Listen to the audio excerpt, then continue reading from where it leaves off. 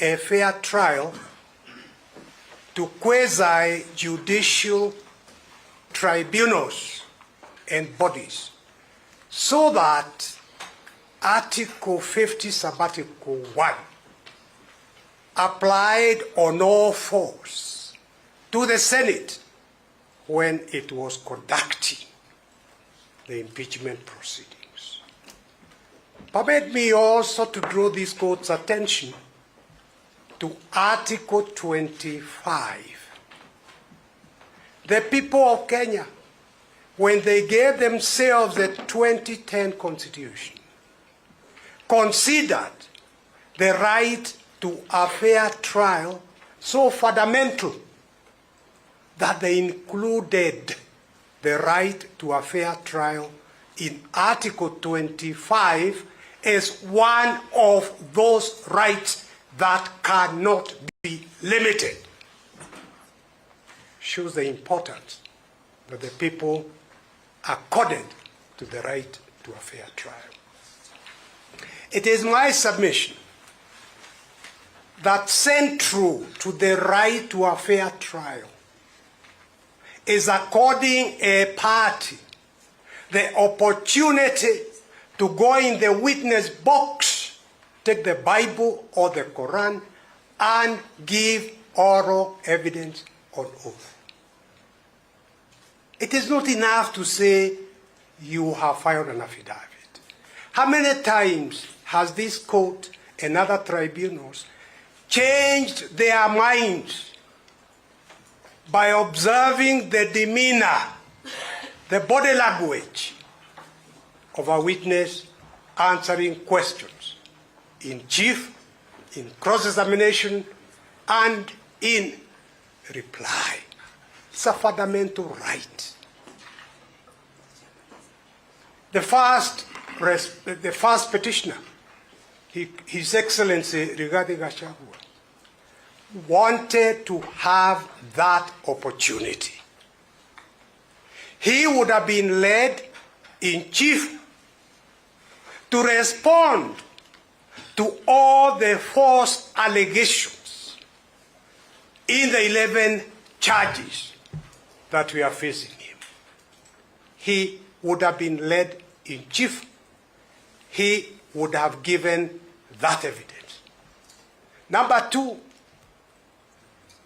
he would have had the opportunity in cross-examination to demonstrate to the senators, because of his veracity in answering questions, his demeanor, his body language, when answering questions in cross-examination, would have been an important attribute of that right to a fair trial, including reply in such a fundamental matter as removal from office as deputy president, having been elected by over 7 million Kenyans.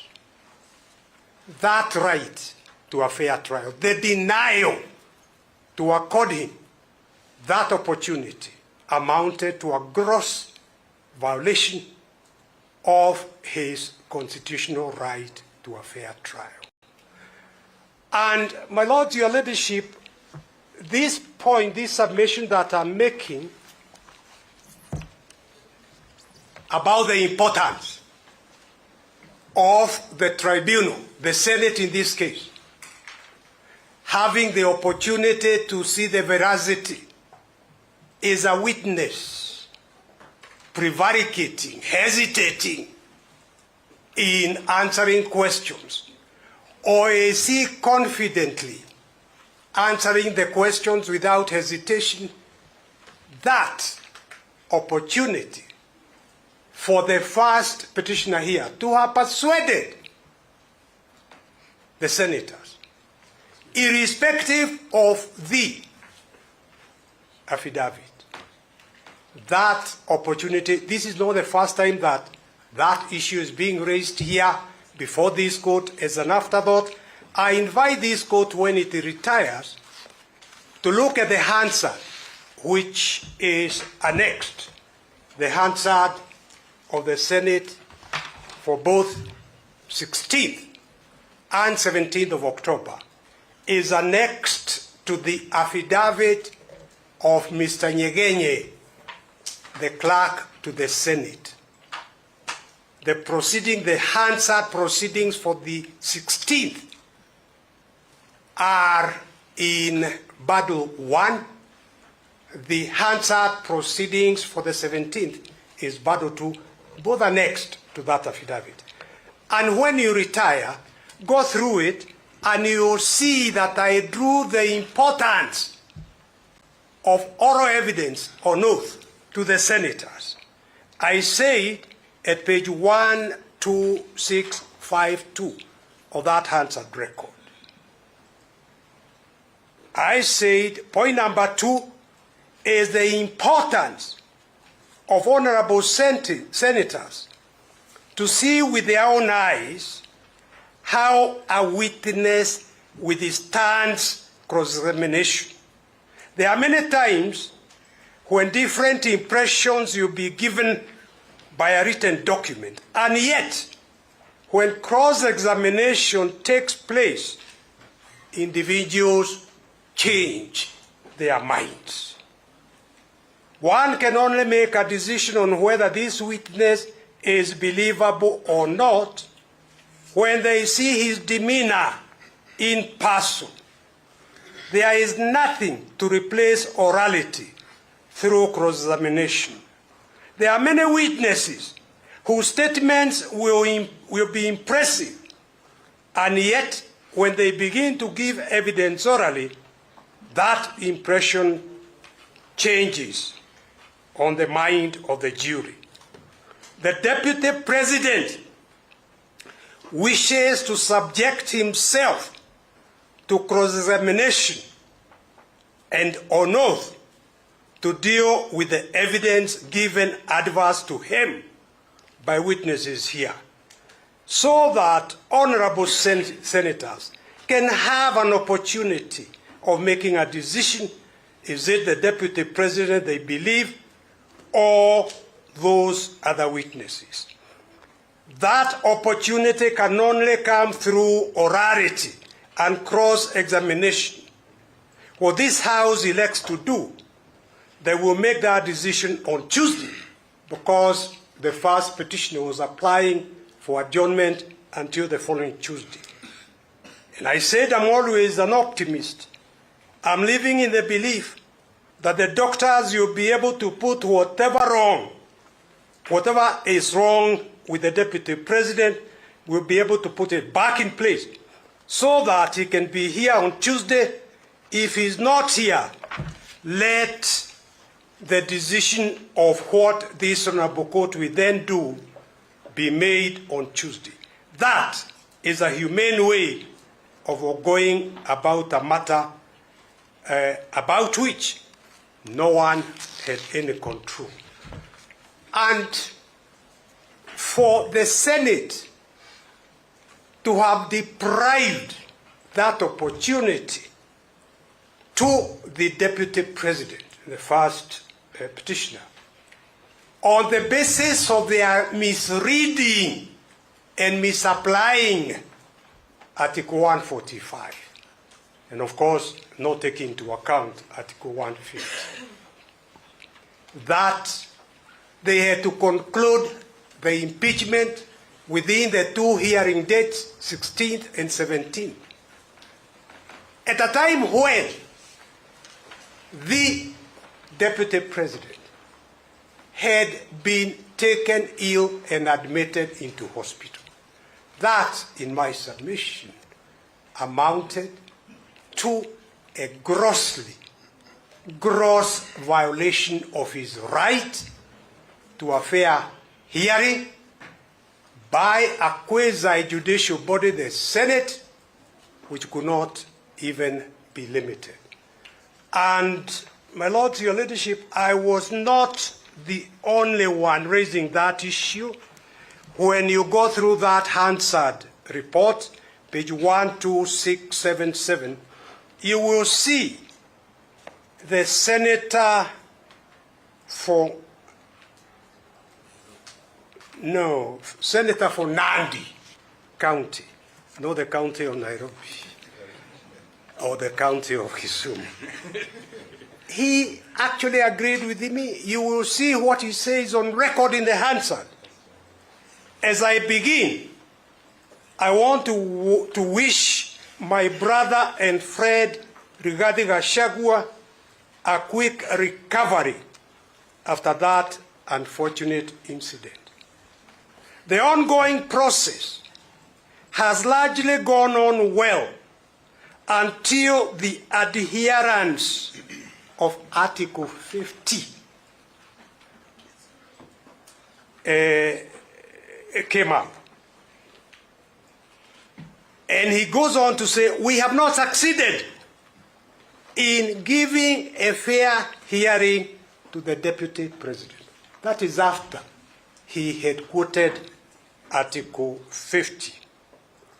The reading of Article 145(4) does not specify the timeline in which the deputy president removal can be listened to.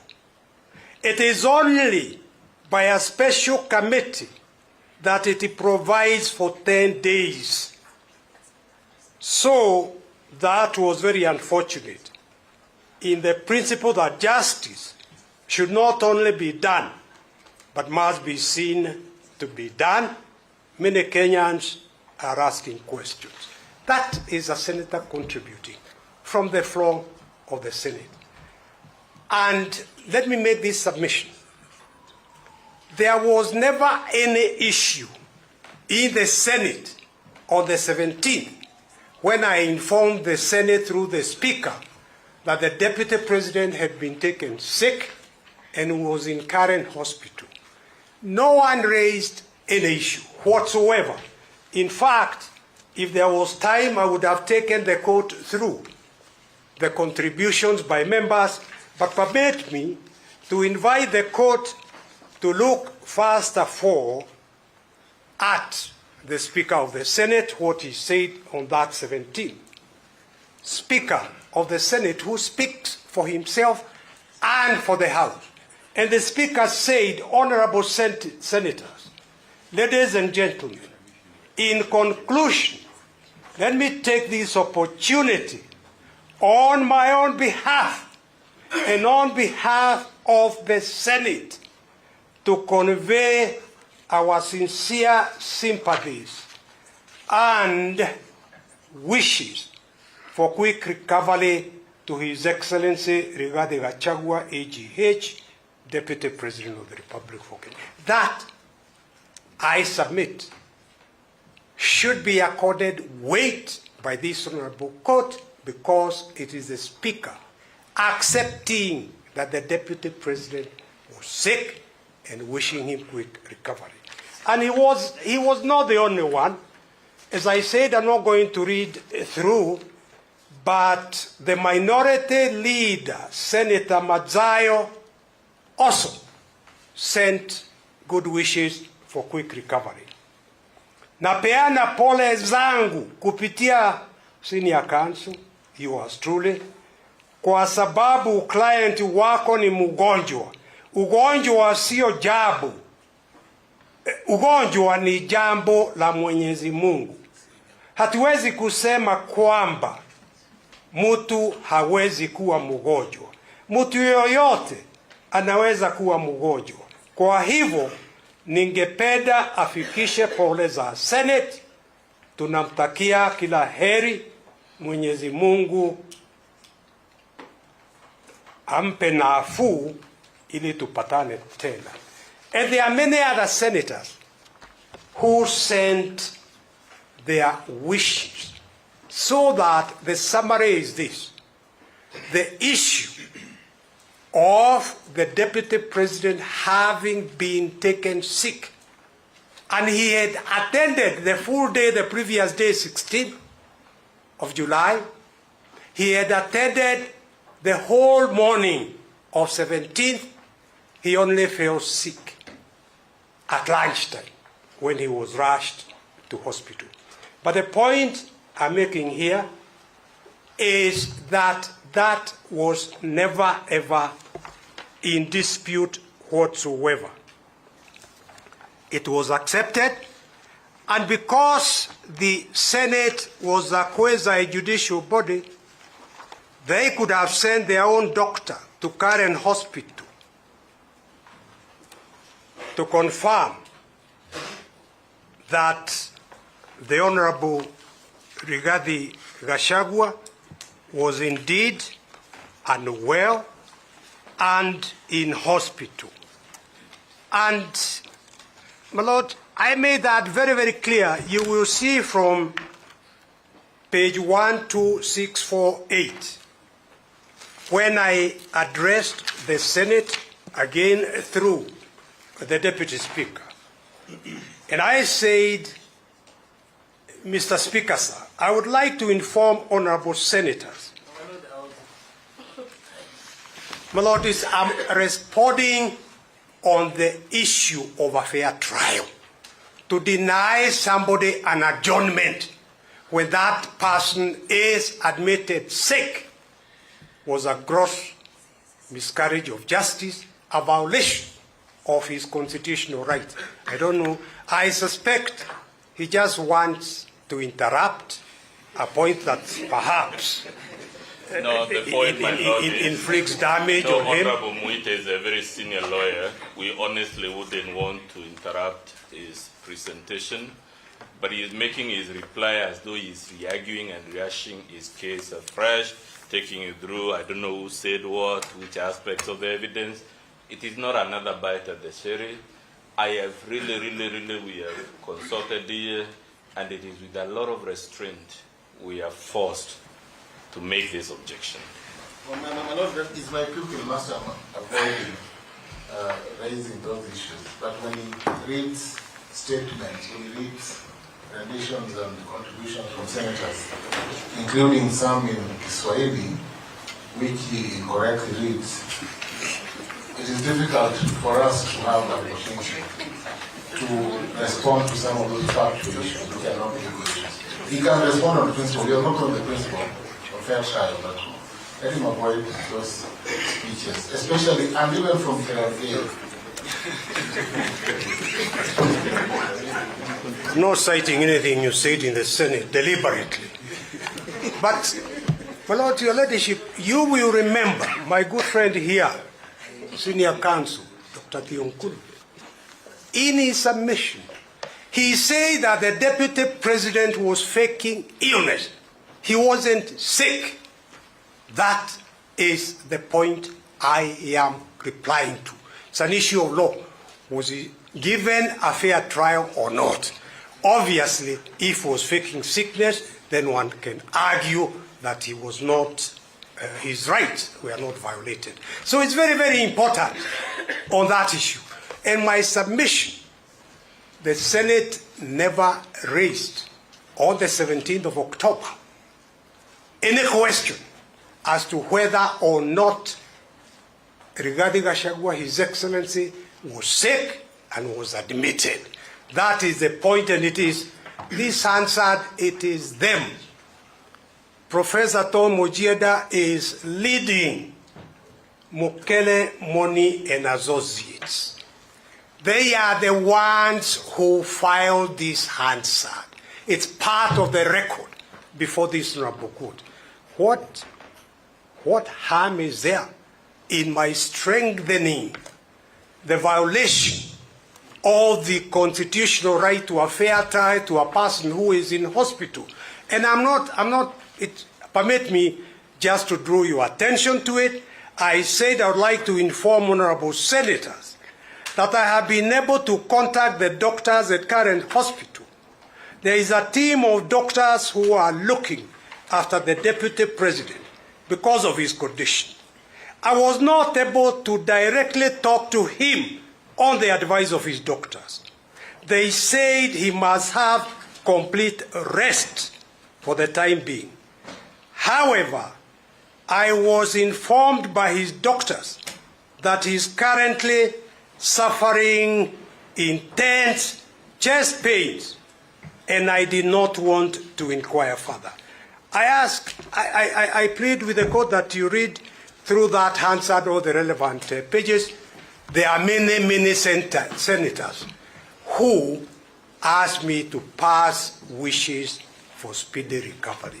Now, for him to have been deprived of that right of being led in chief, being cross-examined, answering these questions, he would have had the opportunity, for example, to address the false allegations that were made by Senior Counsel Dr. Thionkulu here, that he had grabbed the estate of his brother, Ground 8, without any substance. If he had been given that opportunity, he would have been able to demonstrate. And actually he added that the will was forged even before his brother's body had gone cold. Vitriol dressed in eloquence. It doesn't translate into truth. These are issues that Gachagua would have been able to address. His right to a fair trial was grossly violated. And I ask this court to ignore that vitriol. Just like I ask this court to ignore Dr. Thionkulu, my friend, attempting to make a mountain out of a molehill on the basis of the initials RG. Always, this very court does not put the full names of parties to a divorce case in the divorce file. No, they put initials. Why? To respect the constitutional right to privacy. Nothing wrong. And Dr. Gekonyo was here with his file, with the documents. I actually expected my colleagues on the opposite side to ask Gekonyo to table the documents he was being accused of not having annexed. He was never asked to table any whole document. The second point, before Professor Tom Ojeda now jumps up again, political doctrine. All I would like to add is that, in my submission, the reason for this political doctrine being pushed on this court by the Attorney General through Senior Counsel Professor Githu Muigai and the Senate through Professor Tom Ojeda.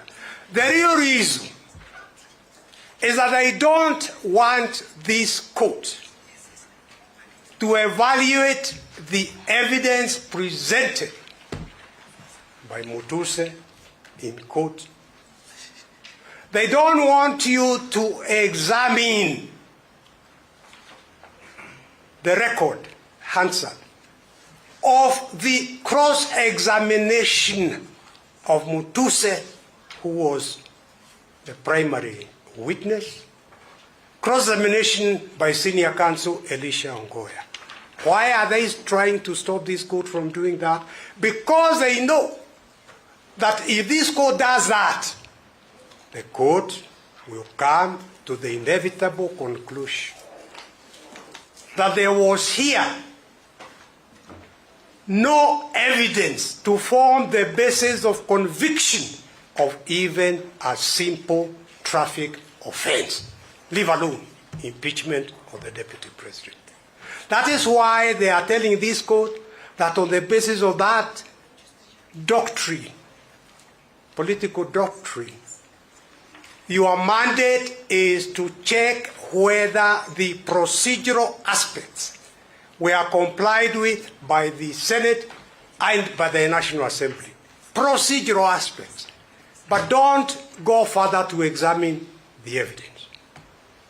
And Lord, my answer to that is that there are many cases by the High Court, by the Court of Appeal, by the Supreme Court including the Sonko case and the Wabora case, in which these courts have asserted their jurisdiction.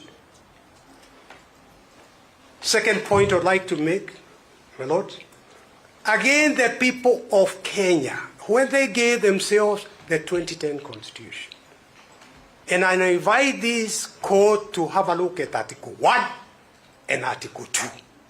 Article 1 about sovereignty, Article 2 about everybody, every institution, government being bound by the Constitution. The people of Kenya made two important decisions. First of all, it is not by accident that Article 1 was placed as Article 1 and Article 2 about the supremacy of the Constitution was placed as Article 2. It was because of the importance of the Constitution. So the point I'm making, the submission I'm making here, my Lord, is that the people of Kenya made two important decisions. One, they placed their confidence, their total trust in the Constitution. They did not place that total trust in the executive, in the National Assembly, or in the Senate, in the Constitution. That's what they did, Article 1 and Article 2. The second important decision they made was that they, the people of Kenya, by ratifying that Constitution, said in Article 165 that it is the court, they place their confidence in the judges of the High Court to interpret and apply the Constitution and decide whether anything said to be done under any law was done within that law or not. That is a jurisdiction, that is a power that cannot be taken by this court for whatever political considerations there might be. My Lord, the 10 days limitation, even on a plain reading of Article 145, was in sub-article 4 limited